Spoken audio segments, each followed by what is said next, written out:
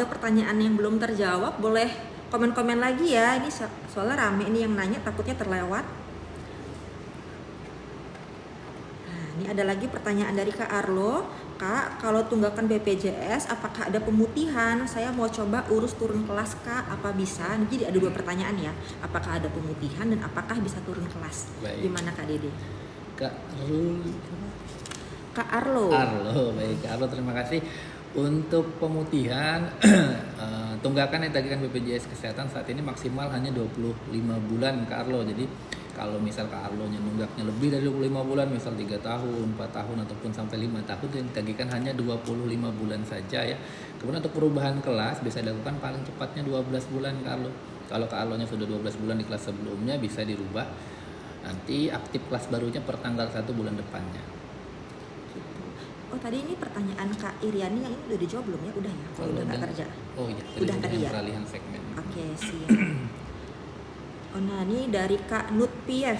Kak, persyaratan apotek buat kerjasama dengan BPJS itu apa ya Kak? Ini bisa tanya ke ini. Kita bisa jawab ke mana yang Mbak itu. Oke. Kak, ini untuk persyaratannya kan banyak banget, nanti bisa DM aja ya Kak. Nanti kita kasih dengan lengkap. Soalnya ini panjang banget, soalnya persyaratannya banyak. Gitu ya Kak. Bisa DM Kak, boleh. Nah, ini ada pertanyaan lagi dari Kak Ance. Kalau lewat aplikasi gimana Kak caranya rubah lokasi Vaskes? Untuk perubahan Vaskes, baik. Ya. Perubahan Vaskes di aplikasi Kak Ance ya, bisa ke menu perubahan data peserta. Kemudian nanti di situ akan tampil ya, di bawah itu ada fasilitas kesehatan tingkat 1. Boleh diklik di situ. Lalu nanti Kak Ance-nya pilih lokasinya, diaktifkan dulu untuk handphonenya, lalu pilih provinsinya apa, kemudian kabupaten kotanya apa, lalu pilih Vaskesnya mau di mana. Seperti itu. Setelah itu disimpan ya. Dan di sini ada, ini saya tampilkan ya. Di sini ada keterangannya checklist perubahan satu keluarga. Kalau ini di checklist, satu keluarga yang terdaftar dalam satu akun ini akan terubah semua. Jadi kalau Kak Ance-nya mengubah hanya satu orang saja, hanya Kak Ance saja, boleh jangan dipilih checklistnya ya. Seperti itu. Kalau sudah nanti disimpan, akan aktif di tanggal 1 bulan berikutnya. Ini ada pertanyaan lagi dari Kak Agen Media ID. Kak, kenapa kalau mau buat SKCK harus ada BPJS? Sementara mau kerja dulu, baru biar bisa bayar BPJS. Gimana Kak Dede? Iya, SKCK jadi salah satu syarat ya. Jadi sesuai dengan peraturan presiden nomor berapa ya?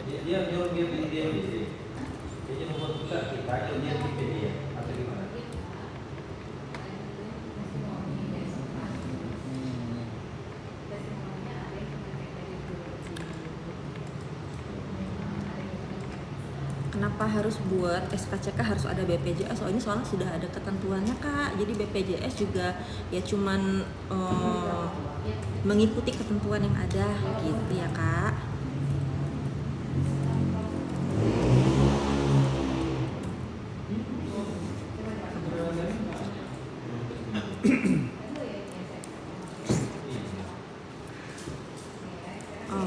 Ini ada lagi pertanyaan dari Kak Yusra. Selamat sore Bapak Ibu, selamat sore juga Kak Yusra. Kalau anak saya sudah umur 21 tahun dan belum bekerja, selama kami atau ortu yang bayar mau dialihkan.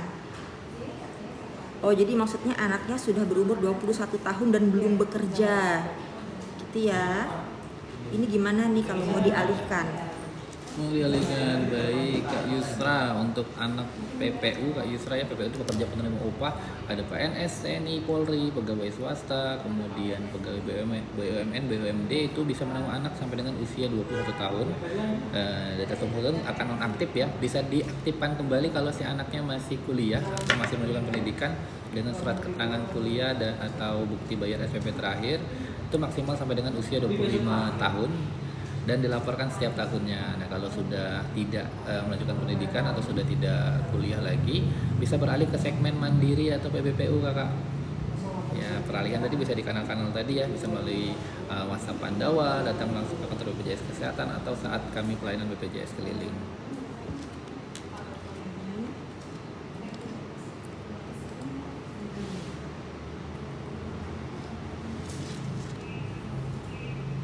Oh, ini ya.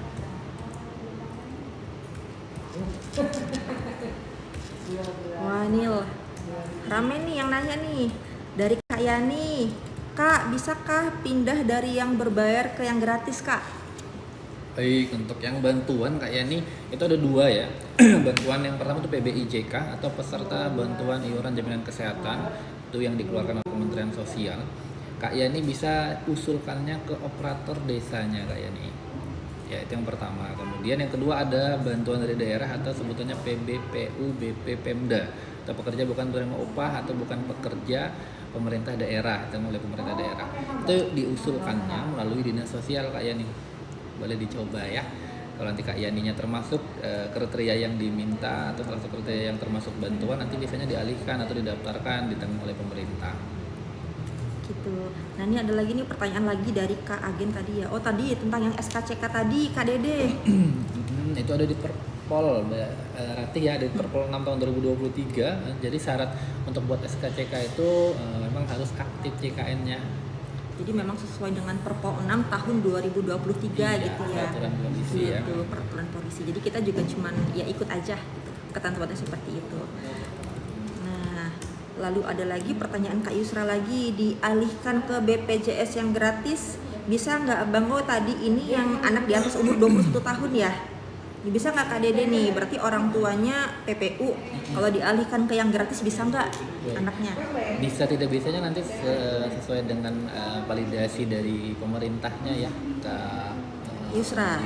kalau termasuk yang bantuan nanti dialihkan. Tapi biasanya kalau orang tuanya itu bekerja kemudian memiliki penghasilan minimal UMP atau UMK, biasanya dianggap mampu ya.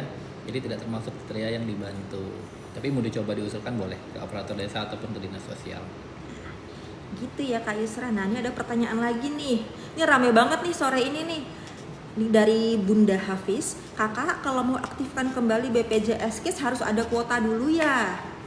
Itu gimana Kak Dede? Baik, tadi sama seperti Kak itu ya Kak Yusra ya. Untuk yang bantuan ada dua Bunda Hafiz.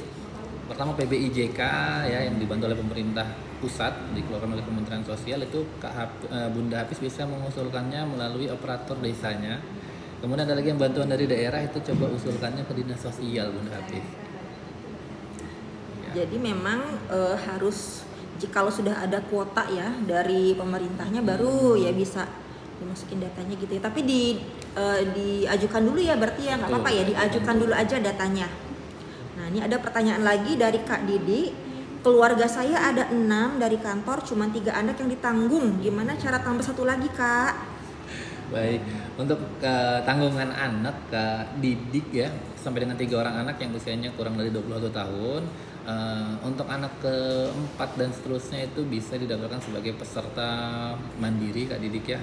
Untuk peserta mandiri nanti menyesuaikan kelasnya Kak Didik. Kalau kelasnya Kak Didik kelas 1 nanti iuran per bulannya 150.000. Kalau kelas 2 itu 100.000 ya. Kalau untuk segmen PPU tidak ada yang kelas 3 nih, kelas 1 dan kelas 2. Seperti itu Kak Didik.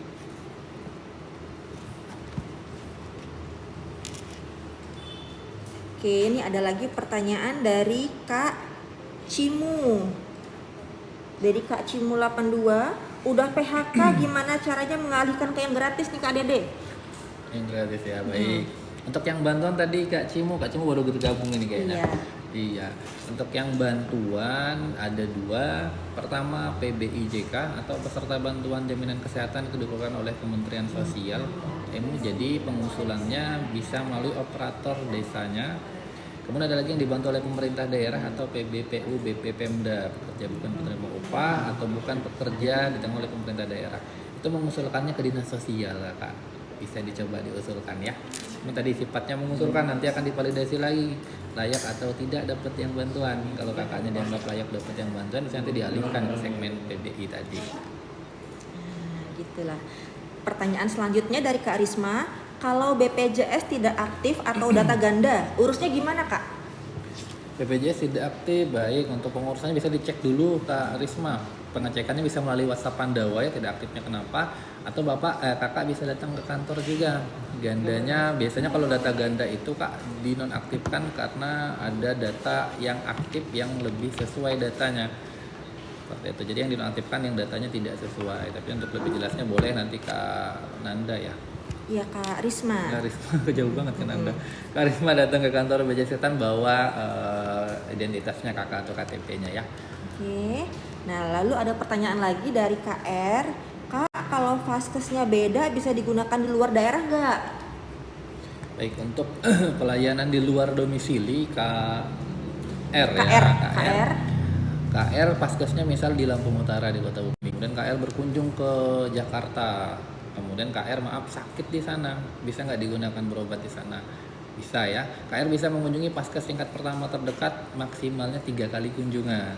Nah, kalau sudah lebih dari 3 kali kunjungan, artinya KR-nya sudah pindah domisili, nanti baiknya dipindahkan tempat berobatnya di sana. Itu kalau kategorinya nggak emergensi. Kalau kategorinya emergensi bisa akses ke IGD rumah sakit terdekat KR. Gitu ya KR. Nah, lalu ada pertanyaan lagi nih dari Kak Hanau. Kak, saya PNS, anak umur 21 tahun, kebetulan sudah bekerja. Itu BPJS udah otomatis beralih apa gimana nih? Mungkin seperti itu kali ya. Ya, untuk anak PNS sampai dengan usia 21 tahun, Kak, Kak Sabah banyak ya. Iya nih. Sebentar ya Kak.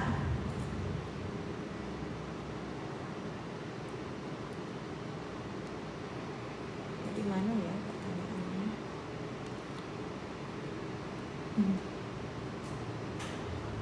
Gak apa-apa dijawab aja. Baik.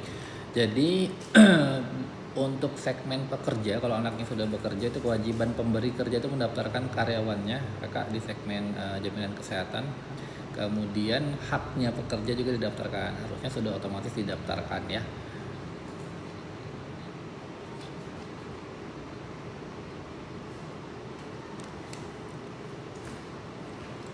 Ini dari Kak Indri. Kak, JKN saya nggak bisa dibuka karena lupa email, nomor HP, dan password. Gimana caranya ya Kak? Lupa email, baik. Kalau untuk lupa email dan password, kalau email memang belum ada ya di Pandawa perubahan email. Jadi kakak bisa akses perubahan nomor handphone dulu Kak. Perubahan nomor handphonenya bisa melalui WhatsApp Pandawa, atau kalau kakaknya dekat ke kantor BPJS Kesehatan boleh langsung ke kantor BPJS Kesehatan. Nanti kalau sudah dirubah nomor handphonenya, kakak bisa klik lupa kata sandi atau lupa password. Nanti ada OTP yang akan dikirimkan melalui SMS, nanti kakak bisa merubah passwordnya buat password baru lagi. Oke. Ini ada pertanyaan lagi dari Kak Transit Harian. Kak, aku punya 2 nama di kartu keluarga, nunggak dua-duanya. Bayar satu dulu bisa nggak? Karena yang satu sudah punya suami. Punya 2 nama di kartu keluarga. Punya 2, baik, ada 2 orang ya. Baik, kakak. Kak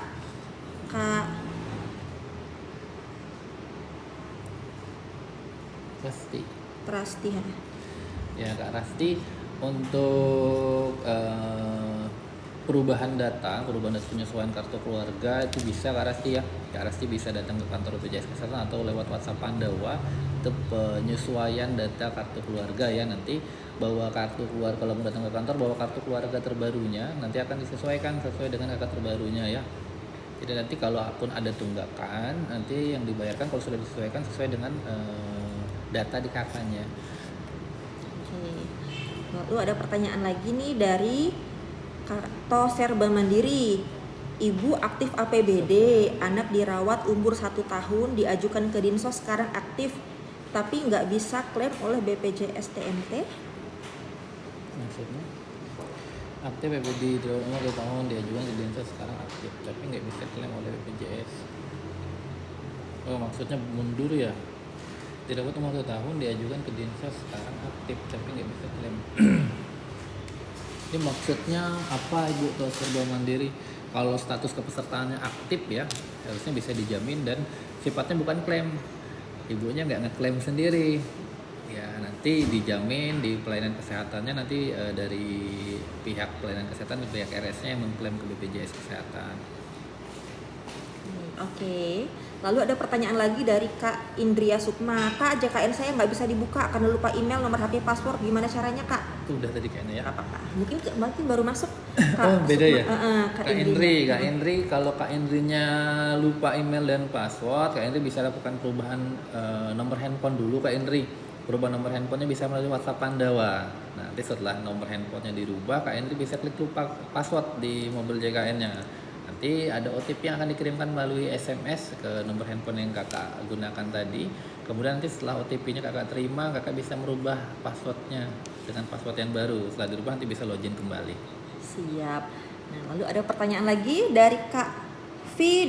Hardenata. Dulu pernah buat di perusahaan, sekarang nggak aktif lagi. Oh, mungkin waktu bekerja di perusahaan pernah buat ini ya, pernah dibuatkan BPJS Kesehatan ya, Kak ya, PPU, lalu sekarang nggak aktif lagi. Nah, itu gimana tuh, Kak Dede? Baik, untuk Kak V, ketika Kak V-nya bekerja, memang kewajiban pemberi kerja mendaftarkan Kak V. Kak V-nya sudah bekerja, dinonaktifkan ya kepesertaannya. Kak V bisa beralih ke segmen mandiri atau segmen PBPU. Untuk peralihannya tadi bisa melalui WhatsApp Pandawa, bisa melalui call center 165. Kak V mau datang langsung ke BPJS Kesehatan boleh, atau nunggu kami datang ke desanya saat BPJS keliling juga boleh. Gitu. Lalu ada pertanyaan lagi dari Kak Elizabeth. Kak, kalau JKN Mandiri bisa dipakai di luar kota tidak? Baik, untuk semua segmen ya, baik PBPU, PBI, PPU itu bisa digunakan di seluruh wilayah Indonesia. Tapi ketentuannya memang berobat itu pertama kali ke Paskes terdaftar dulu Bapak Ibu, teman-teman sekalian ya. Kecuali lagi berkunjung misal ke keluarganya di sana, lagi berkunjung ke anaknya di luar Paskes terdaftarnya, bisa Bapak Ibunya sakit, misal sakit, bisa mengunjungi Paskes tingkat pertama terdekat maksimal 3 kali kunjungan. Ya, kalau kategorinya emergensi bisa akses ke IGD rumah sakit terdekat dilayani. Oke. Lalu kita kembali ke pertanyaan sebelumnya, teman-teman. Kalau misalnya ada yang terlewat, boleh di chat lagi ya. Soalnya ini pertanyaannya banyak banget, ada ratusan. Siapa tahu terlewat. Ini kita scroll lagi ya yang paling atas. Oke. Dari Kak Ca 101. Kak, semenjak single parent nggak bisa lagi bayar JKN, bisa dirubah digratiskan nggak, Kak? Kak Cat, ya Kak Cat, untuk yang bantuan Kak Cat bisa diusulkan ya. Untuk bantuan itu ada 2. Pertama, PBIJK atau peserta bantuan iuran jaminan kesehatan dikeluarkan oleh Kementerian Sosial. Kak Cat bisa diusulkannya melalui operator desanya. Itu yang pertama. Yang kedua, ada lagi yang bantuan ditanggung oleh pemerintah daerah atau PBPU, BP, Pemda. Pekerja bukan penerima upah atau bukan pekerja pemerintah daerah, itu mengusulkannya ke Dinas Sosial Kak Cat. Bisa dicoba diusulkan ya. Kalau Kak Cat termasuk kategori yang bantuan, nanti biasanya dialihkan ke yang bantuan. Oke, pertanyaan selanjutnya dari For Life Ufik. Kak, saya punya KIS, nama sama tanggal lahirnya beda sama kartu keluarga. Apakah bisa diperbaiki, Kak, datanya? Baik, Kak Upik. Untuk perubahan data bisa Kak Upik. Kanal-kanalnya tadi bisa melalui Pandawa. Kak Upiknya mau datang ke kantor langsung boleh. Kemudian saat kami BPJS keliling juga boleh. Bisa dirubah datanya, disesuaikan ya. Lalu ada pertanyaan selanjutnya dari Kak Umi Ataki. Kakak, saya sama suami BPJS yang gratis, sekarang punya baby. Kalau didaftar apa tuh yang gratis? Kalau didaftar yang gratis apakah bisa? Kira-kira gitu ya pertanyaannya ya. Baik, Kak Umi untuk segmen PBIJK atau peserta bantuan iuran, Kak Umi bisa menambahkan bayi yang lahir kurang dari 11 bulan. Nah, kalau anaknya usianya kurang dari 11 bulan, bisa nanti didaftarkan sama seperti Kak Uminya yang bantuan dari pemerintah. Tuh, kalau lebih dari 11 bulan, mengusulkannya lewat operator desa Kak Umi. Seperti itu ya, kalau tadi kurang dari 11 bulan, Kak Uminya bisa langsung datang ke kantor BPJS Kesehatan, bawa kakaknya, nanti bisa didaftarkan sama seperti Kak Uminya yang dibantu oleh pemerintah. Gitu. Lalu pertanyaan selanjutnya dari Kak Yudi Rehata. KIS harus rutin digunain ya, Kak? KIS. Baik, nggak Ya banyak yang beredar ya kalau nggak digunakan nonaktif. Kalau kakaknya sehat ya nggak perlu digunakan kak. Ya aktif tidak aktifnya itu untuk yang bantuan biasanya yang dinonaktifkan karena tidak padan capil atau datanya nggak sama kak dengan data capil, namanya, nicknya, tanggal lahirnya nggak sama biasanya dinonaktifkan. Kemudian yang kedua tidak termasuk data sen. Data sen itu data terpadu sosial ekonomi nasional. Jadi kalau kakaknya datanya padan capil, kemudian datanya termasuk data sen itu biasanya aktif kak. Bukan karena tidak digunakan ya. Oke, lalu ada pertanyaan lagi nih dari Kak Luzu. Kalau tambal gigi kenapa cuma pakai angin gitu, nggak pakai sinar laser? Apakah emang gitu? Jadinya percuma, gampang copot. Bagiannya di mana kak? Kak Luju. Kalau untuk itu ketentuannya dari itu ya fasilitas kesehatannya sesuai dengan indikasi medis tadi, kemudian pakai angin. Pakai memang gitu. Ini pertama kan tambal gigi itu kan memang sesuai indikasi medis ya kak, seperti apa metodenya juga. Jadi mungkin dokternya menilai seperti itu. Dan ini juga tergantung juga dengan sarana prasarana di kliniknya, di vaskesnya gitu ya. Dan balik lagi ke indikasi medisnya, dokter menilainya seperti apa, yang memeriksa kakaknya gitu.